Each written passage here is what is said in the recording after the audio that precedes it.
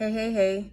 So I promised in my video series on passion fruit, which is about the passion behind La Verdadera Amistad, my passion for finding good ingredients that react well in my body. And I know everybody has a different things going on within themselves, right? So I am a type 1 and diabetic, and so digesting carbs, sugar can be really difficult for me. And depending on the type of carb and the sugar, I can get sleepy. I can not be able to really enunciate my words. I can be not able to sleep. I can feel really nauseated. I can feel really lightheaded. I can get shaky. I can get sweaty if I'm too low. So I always need to find that balance. And that's true of anyone. Whatever condition you have or you don't have, it's very important to find balance. And what I'm realizing about certain ingredients is that it's not really about the sugar content. Well, it is about the sugar content. I don't want to say that, but when I eat it and how I eat it is also very important. Sometimes if I combine certain sugars with a protein, my body can handle it a little bit better. Or if I'm going to eat something that I know typically spikes me, if I eat it in the middle of the day, sometimes it doesn't spike me because I dip in the middle of the day and I need a little sugar boost. All that to say, it's very important to recheck things that you may are trying to avoid in your diet and see if they're considered healthy, see if you can incorporate them back into your diet, but little by little, right? Finding that sweet balance.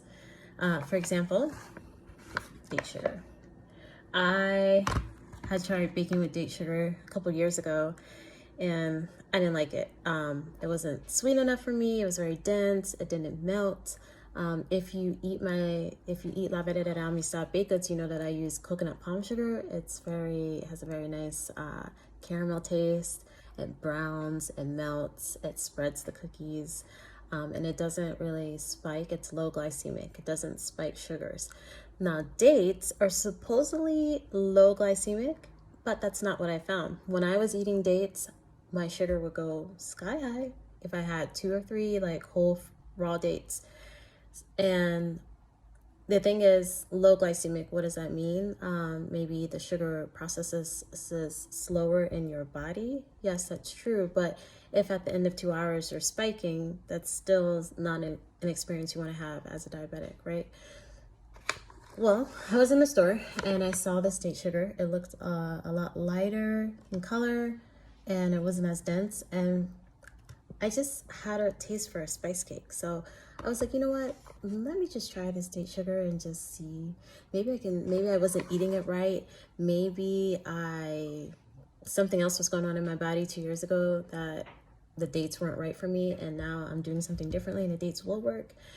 So this week I'm eating dates. I'm seeing how my sugar levels are reacting.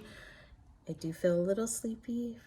And I have seen a little rise in my sugar levels, but I'm learning how to maybe put a little less date sugar in my recipes to see if I can still have it, because dates have benefits. Yeah, they have antioxidants, and they have a lot of fiber, so they're actually good for your body. So I'll keep you updated on that. But just know that sometimes it's not about avoiding certain foods, but just learning how to use them to benefit from their healing properties. Okay, so all that to say is I'm trying to find balance and put things that I avoided back into my diet to see if I can handle it.